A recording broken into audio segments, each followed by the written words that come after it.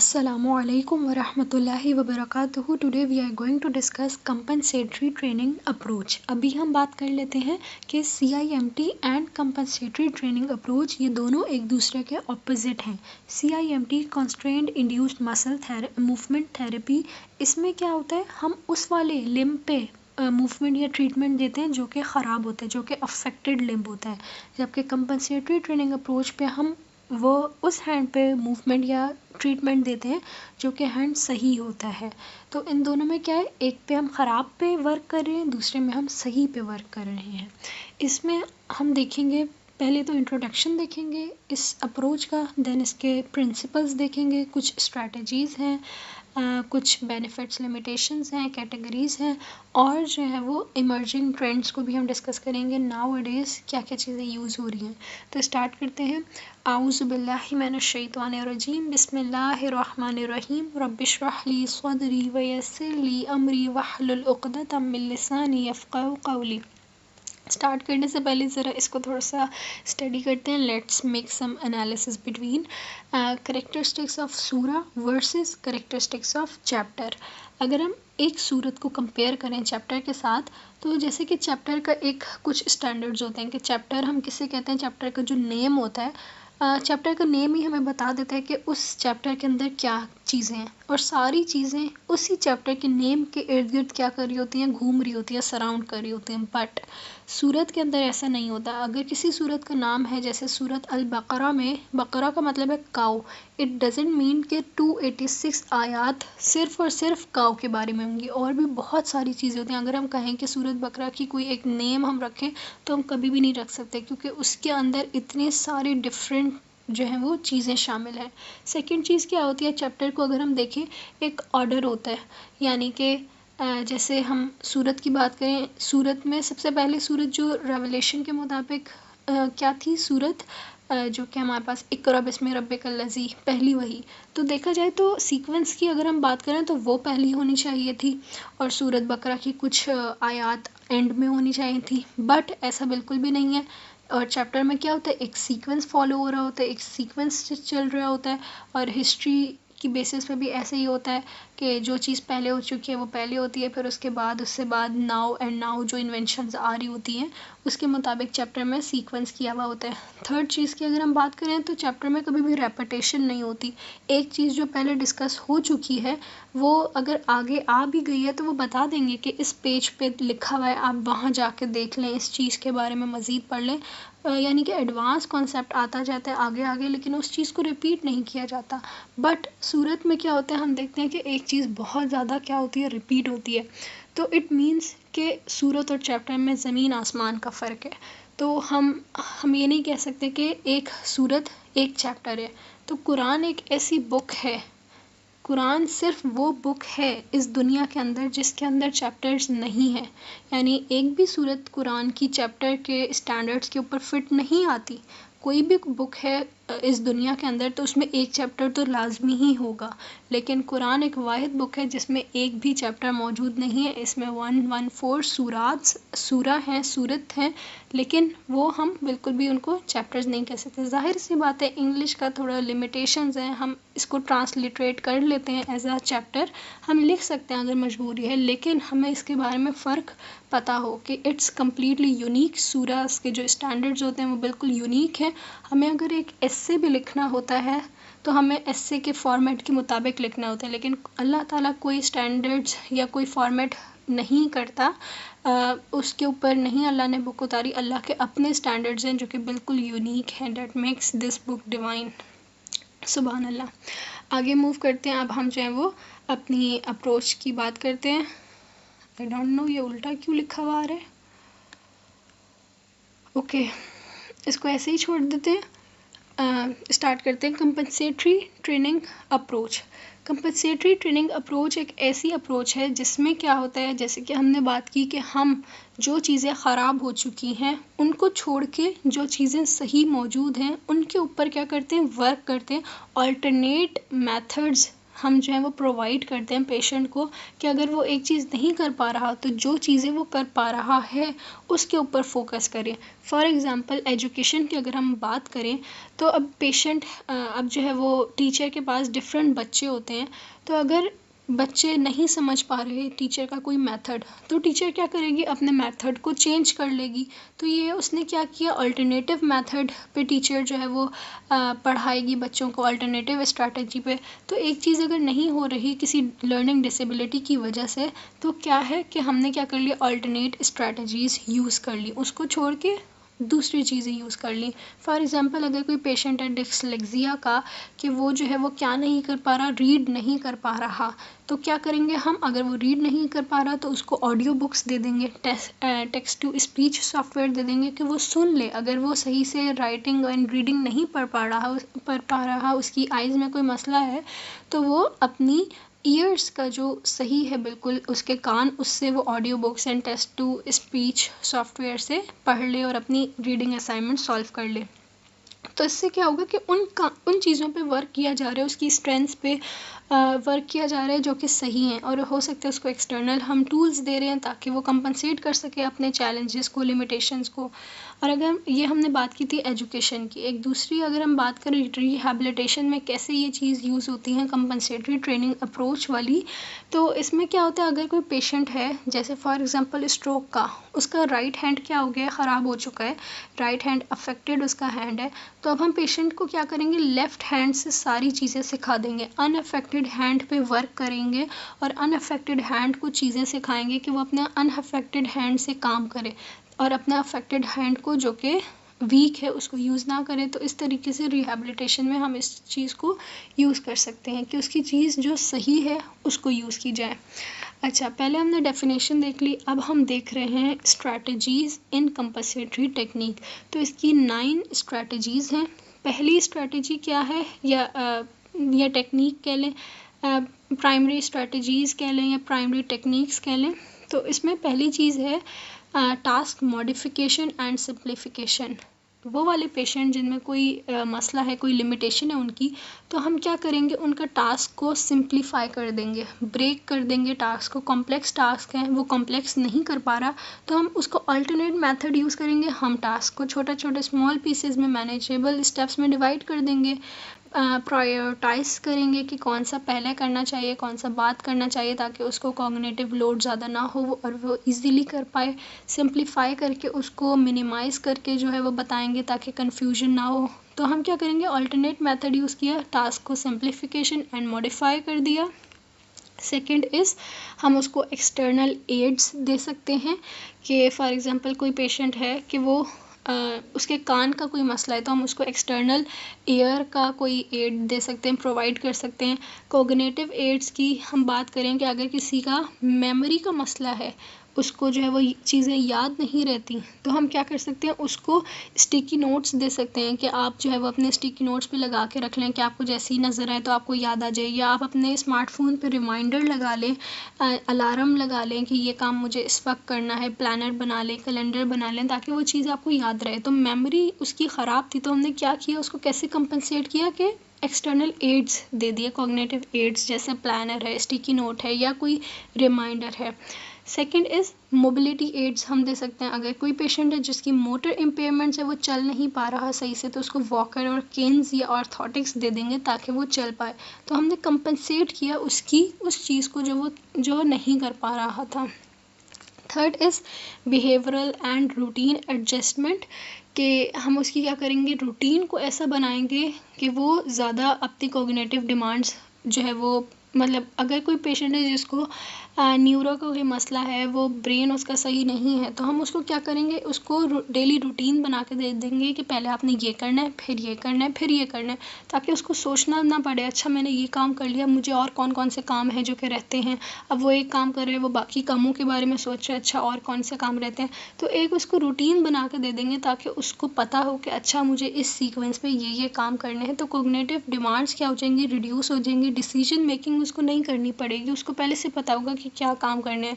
तो time management strategies भी यही यूज़ होती हैं कि हम क्या करेंगे, पेशेंट को रूटीन बना के दे देंगे ताकि वो कंसंट्रेशन से अपना टास्क करता रहे, जो वो काम करे वो अच्छे से करे, वो ये ना सोचे कि अच्छा मुझे और कौन कौन से बाकी काम रहते हैं, उसको पहले से ही पता हो सीक्वेंस वगैरह और अपने हर काम को वो फोकस से करे। फोर्थ इज़ अल्टरनेटिव टेक्निक्स, यानी कि वही बात, अगर एक हाथ काम नहीं कर रहा दूसरे हाथ से, दूसरे बॉडी पार्ट से हम कराएंगे, अडेप्टिव मूवमेंट्स उसको सिखाएंगे, अल्टरनेट टेक्निक्स सिखाएंगे। फिफ्थ इज़ इन्वायरमेंटल मॉडिफिकेशन, उसके इन्वायरमेंट में चीज़ें करेंगे। ये पहले तो ये था ना कि अपनी रूटीन को चेंज कर रहे हैं, अपनी चीज़ों को चेंज कर रहे हैं, बाहर की चीज़ों को अब जो है वो चेंज करेंगे, मॉडिफिकेशन करेंगे, एक्सटर्नल जो है वो इन्वायरमेंट की, होम या वर्क प्लेस की इन्वायरमेंट की चेंजेस करेंगे। जैसे जो है वो बार्स वगैरह राइट साइड पे लगे हुए हैं और उसका राइट हैंड ही ख़राब हो गया तो हम बार्स को लेफ़्ट साइड पे मूव कर देंगे। इस तरीके से हम उसकी वर्क प्लेस और होम प्लेस पे चेंजेस करेंगे।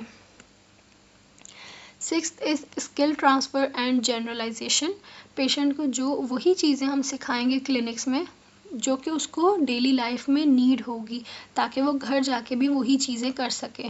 फॉर एग्ज़ाम्पल व्हील चेयर का पेशेंट हो गया है कि अब वो व्हील चेयर ही यूज़ करेगा तो हम क्लिनिक्स में उसको व्हील चेयर ट्रेनिंग देंगे ताकि घर जाके वो इजीली उस चीज़ को कर सके।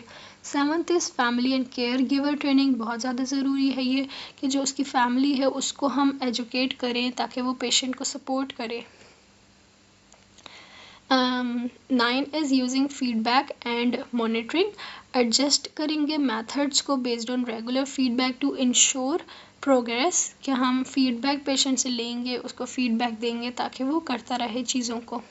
तो ये हमारे पास 7-8 टेक्निक्स हैं जिसमें हमने पहले देखा task simplification and modification, then हमने देखा use of external aids, cognitive या मोबिलिटी एड्स यूज़ कर सकते हैं, फिर हमने बिहेवियरल रूटीन और एडजस्टमेंट की बात की, अल्टरनेट टेक्निक्स हैं, इन्वायरमेंटल मॉडिफिकेशन करेंगे, स्किल ट्रांसफ़र एंड जनरलाइजेशन सिखाएंगे उसको, फैमिली एंड केयर गिवर को ट्रेनिंग देंगे और फिर फीडबैक वगैरह और मॉनिटरिंग करेंगे उसकी। ये हमने स्ट्रेटजीज़ एंड प्रिंसिपल्स देख लिए, स्ट्रेटजीज़ प्रिंसिपल्स या टेक्निक्स हमने देख ली।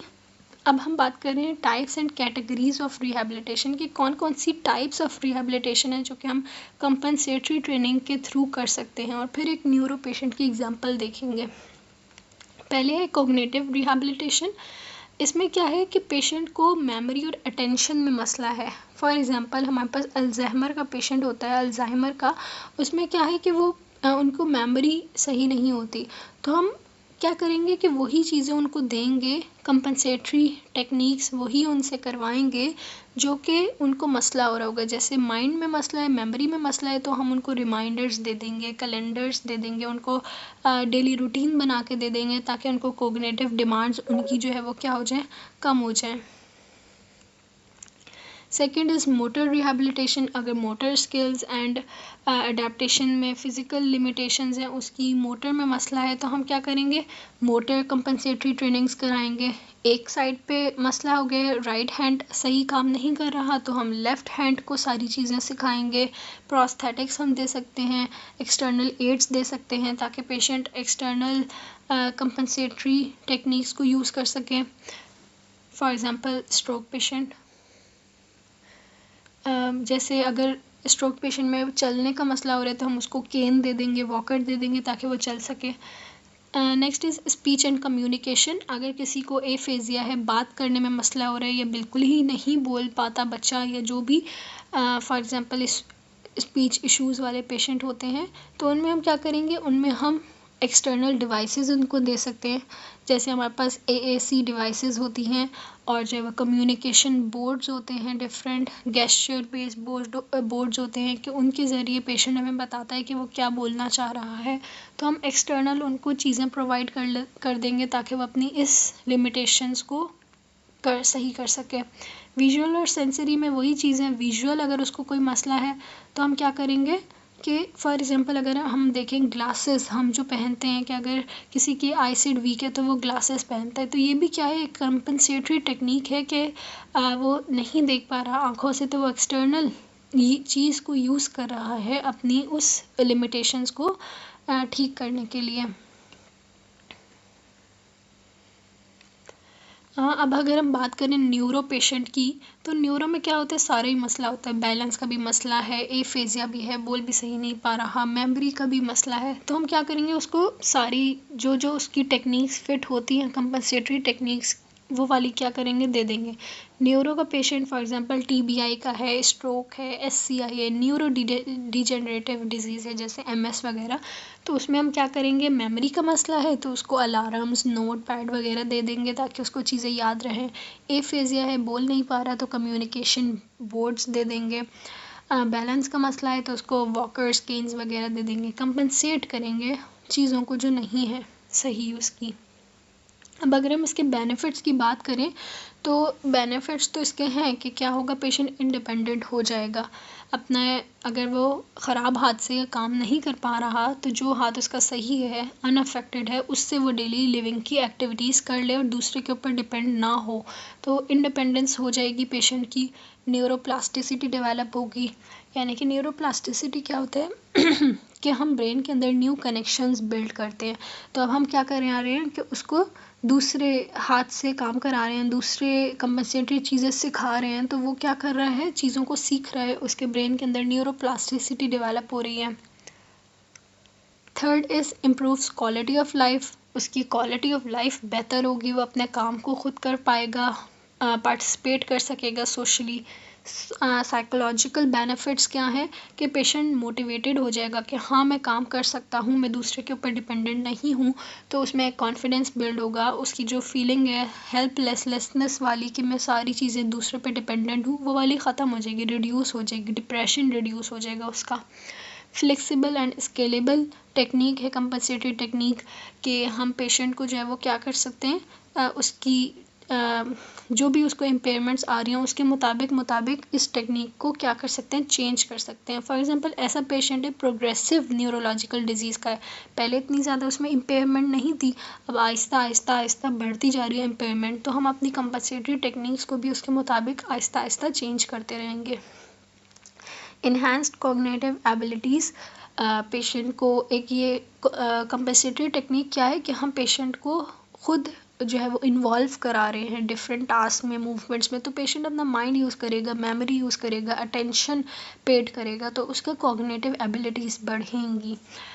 रिड्यूस केयर गिवर बर्डन, वही बात है कि खुद करेगा इंडिपेंडेंटली तो केयर गिवर के ऊपर रिस्पॉन्सिबिलिटीज़ का बर्डन नहीं आएगा। अब अगर हम लिमिटेशंस की बात करें कि क्या क्या इसके डिसएडवांटेजेस हैं, तो हर चीज़ के एडवांटेज भी होते हैं, डिसएडवांटेज भी, तो इसके भी डिसएडवांटेज है कि पेशेंट खुद इंडिपेंडेंट तो हो गया है, कर पा रहा है चीज़ों को, लेकिन हमने क्या किया है, हमने उस हैंड को बिल्कुल ही छोड़ दिया जो कि क्या था, अफेक्टेड था। तो वो हैंड जिसमें थोड़ी बहुत मूवमेंट्स मौजूद थी, अगर हम उसको बिल्कुल छोड़ देंगे तो वो तो बिल्कुल ही पैरालिसिस में चला जाएगा और सारी ही मूवमेंट उसकी चली जाएंगी, कॉन्ट्रैक्चर्स बन जाएंगे उस हाथ में भी, क्योंकि हमने उसको देखा ही नहीं, हम उस पर कोई मूवमेंट ही नहीं करा रहे। तो क्या होगा, does not restore lost function, वो हैंड, वो अफेक्टेड हैंड जिसके फंक्शंस लॉस्ट हुए थे, अब वो वापस नहीं आ पाएंगे अगर हमने उसकी उस हैंड पे मूवमेंट नहीं कराई जो कि ख़राब था, और उस हैंड को बिल्कुल छोड़ के सही वाले हैंड पे सारी चीज़ें कराना शुरू कर दी, तो वो फुल रिकवरी की तरफ नहीं आ पाएगा patient. Dependency on external aids, dependency develop हो जाएगी कि पेशेंट चीज़ों का मोहताज हो जाएगा कि वो उन चीज़ों के बगैर काम ही नहीं कर पाएगा। जैसे एक्सटर्नल एड्स वगैरह है, तो अगर किसी पर्सन को नहीं सुनाई दे रहा तो हम उसको एक्सटर्नल एड्स दे रहे हैं और फिर वो सुन रहे हैं, तो क्या है कि एक डिपेंडेंट भी हो जाएगा वो एक्सटर्नल एड्स पे, और फिर जो एक्सटर्नल एड है उसकी कॉस्ट वगैरह भी पड़ेगी। लिमिटेशन, लिमिटेड जनरलाइजेशन मतलब ये कि हम जो उसको चीज़ सिखा रहे हैं, अब लाजमी नहीं कि उसके होम सेटअप में भी जाके वो वाली चीज़ें हो सके। अगर हमने उसको व्हील चेयर ट्रेनिंग सिखा दी, अब लाजमी नहीं कि हर जगह व्हील चेयर के बार्स मौजूद हों, कहीं पे अगर स्टेयर्स मौजूद हैं तो वो कैसे अपनी व्हील चेयर को मैनेज करके उसके ऊपर स्टेप्स के ऊपर चढ़ पाएगा, तो ये पेशेंट के लिए बहुत स्ट्रगलिंग सिचुएशन होती है। इमोशनल एंड साइकोलॉजिकल चैलेंजेस होते हैं, पेशेंट बहुत ज़्यादा फ्रस्ट्रेटेड हो जाता है क्योंकि उसको हम ऐसे पेशेंट को जिसमें न्यूरो का मसला हुआ है, ब्रेन डैमेज हुआ है, तो उसको चीज़ें सीखने में, समझने में बहुत टाइम लगेगा, थोड़ा वो फ्रस्ट्रेटेड हो जाएगा। अगर हम इमर्जिंग ट्रेंड्स की बात करें कि आजकल कौन कौन सी चीज़ें आ गई हैं कंपनसेटरी ट्रेनिंग में, तो we have robotics and exoskeleton, यानी कि हमारे पास इस तरीके से डिफरेंट रोबोट्स आ गए हैं जो कि एज अ एक्सोस्केलेटन वर्क कर सकते हैं, जो हमें असिस्ट करते हैं हमारी मोबिलिटी में, हमारे कामों में हमारे लिए आसानी करते हैं। एडवांस्ड प्रोस्थेटिक्स आ गए हैं, ऐसे जो है वो एआई के थ्रू जो है वो हमने प्रोस्थेटिक्स बनाए हैं जो कि क्या करते हैं, नेचुरल मूवमेंट्स कराते हैं। ऐसा लगता नहीं है कि वो आर्टिफिशियल है, वो नेचुरली मूवमेंट्स कराते हैं। Like we have different prosthetics जिसके अंदर जो है वो क्या होता है, एआई की टेक्नोलॉजीज़ मौजूद होती हैं। Then we have virtual reality जो कि क्या करते हैं, स्टिमुलेट करते हैं रियल लाइफ टास्क को और हमें मूवमेंट कराने में पेशेंट को आसानी होती है। फॉर एग्जांपल यहाँ हमने पेशेंट को वर्चुअल रियलिटी का जो हमारे पास स्क्रीन है वो पहनाई हुई है, and then we have different हमने इसको बांधा हुआ एक्सोस्केलेटन प्रोवाइड किया हुआ है। तो क्या है कि वो क्या होगा, मोटिवेटेड होगा, वो कोई मूवी वगैरह देख रहा है तो उसके अंदर कुछ ऐसे सीन्स वगैरह हैं कि उसको मूव करना पड़ रहा है तो वो अपनी एक्सट्रीमिटीज़ को यूज़ करेगा।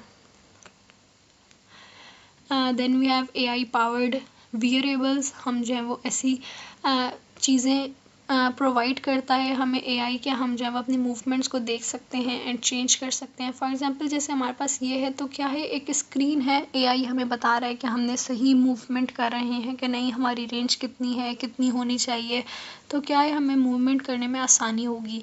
ब्रेन कंप्यूटर इंटरफेसेस क्या होते हैं, जैसे ये ब्रेन कंप्यूटर इंटरफेस है कि ब्रेन के ऊपर हमने एक चीज़ पहना दी है और क्या हो रहा है, जो भी हम ब्रेन में चीज़ सोच रहे हैं वो इसमें जो भी डिवाइस होगी कंप्यूटर वगैरह वो चीज़ आने लग जाएगी। तो एक ये क्या है, कंपनसेटरी ट्रीटमेंट है कि पेशेंट बोल नहीं पा रहा या कुछ कर नहीं पा रहा तो उसका ब्रेन खुद ही बता रहा है कि क्या सोच रहा है, क्या करना चाहता है। होलिस्टिक इंटीग्रेशन है, पेशेंट को जो है वो क्या किया है, कंबाइन किया है कि मेंटल पे भी काम हो रहा है, उसकी जो लिम्स वगैरह है उस पर भी काम हो रहा है। तो एक होलिस्टिक ही अप्रोच है जो कि पेशेंट को इंडिपेंडेंट करती है, क्वालिटी ऑफ लाइफ बेहतर करती है। डेट्स इट, जज़ाकल्लाह खैर। अस्सलामु अलैकुम वरहमतुल्लाहि वबरकातुहू।